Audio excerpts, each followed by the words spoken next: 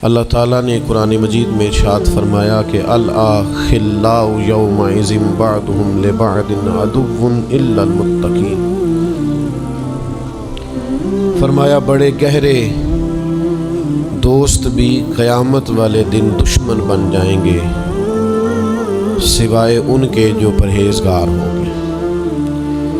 پرہیزگار لوگوں کی دوستیاں قیامت والے دن بھی قائم رہیں گی، باقی جو گہرے ترین دوست ہوں گے وہ قیامت والے دن دشمن بن جائیں گے، الا المتقین، سوائے پرہیزگاروں کے۔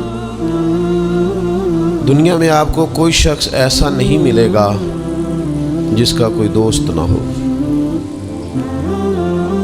اور وہ لوگ بھی بڑی کثرت سے ملیں گے جو دوستوں کا شکوہ بہت کرتے ہیں۔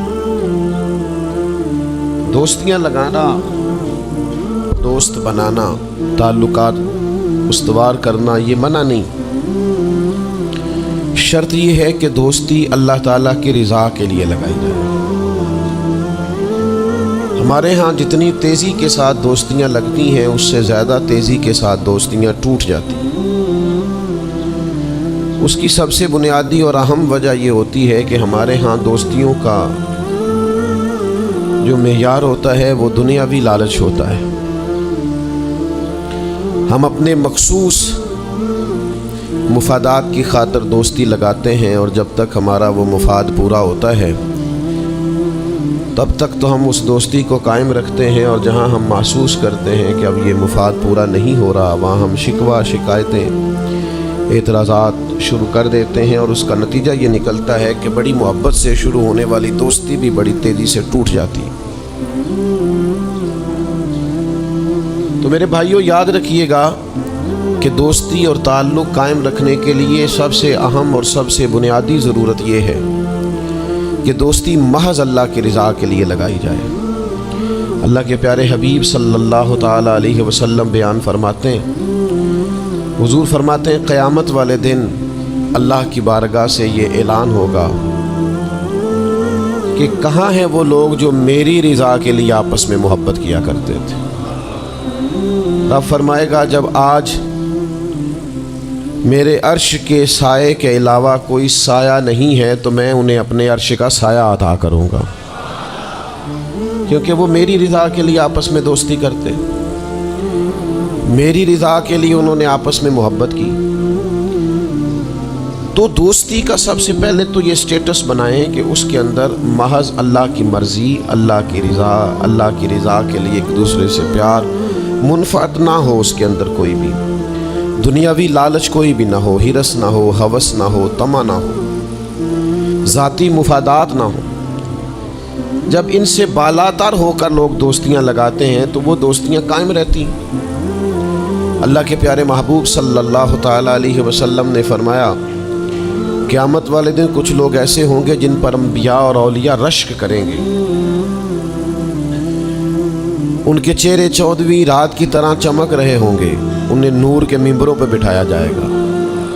یا رسول اللہ اتنی فضیلت ان لوگوں کو حاصل ہے، یہ کون لوگ ہیں؟ تو حضور فرماتے ہیں یہ وہ لوگ تھے جو جس سے بھی دوستی لگاتے تھے، پیار کرتے تھے، محض اللہ کی رضا کے لیے کرتے تھے۔ تو اللہ تعالیٰ صبح قیامت انہیں اعزازات سے نوازے گا، شرف سے نوازے گا، فضیلت سے نوازے گا۔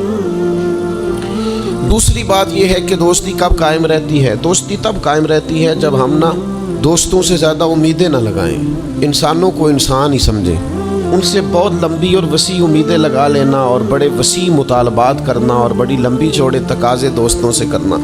میں اکثر دوستوں کی خدمت میں یہ گزارش کیا کرتا ہوں کہ اپنے دوستوں سے کوئی مطالبہ کر کے انہیں آزمائش میں نہ ڈالو۔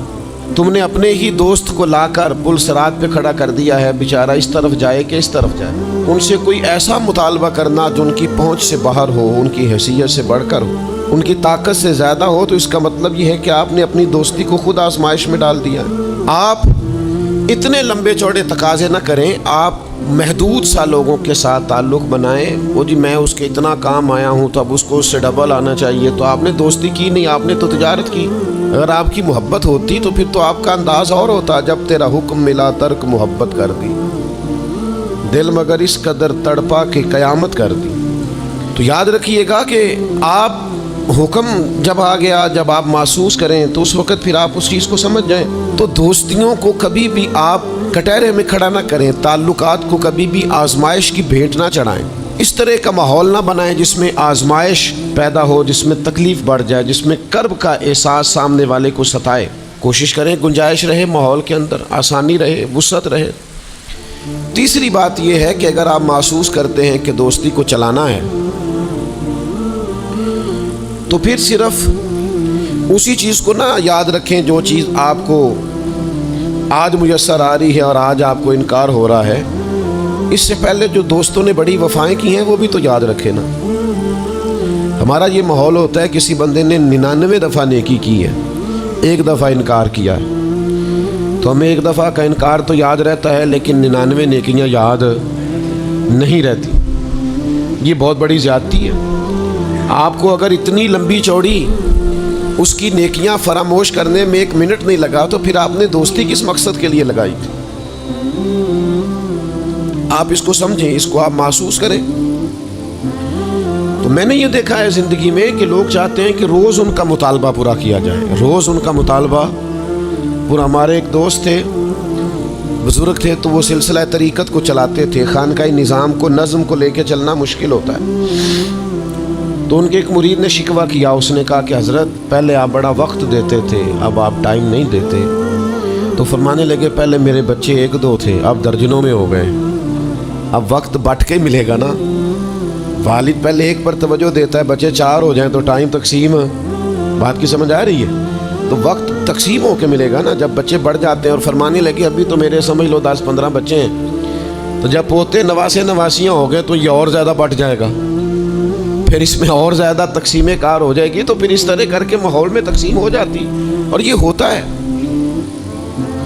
ये एक सूरत है। आप देखिए ना, कभी ऐसा भी टाइम था हजर अस्वद पर कि उसको हाथ लगा के आप चूम लेते थे, और ढेरों वक़्त सहाबा उस पर चेहरे रख के रोया करते थे। फिर ऐसा वक्त आया कि छड़ी लगा लो भाई, छड़ी लगा के पीछे हट जाओ।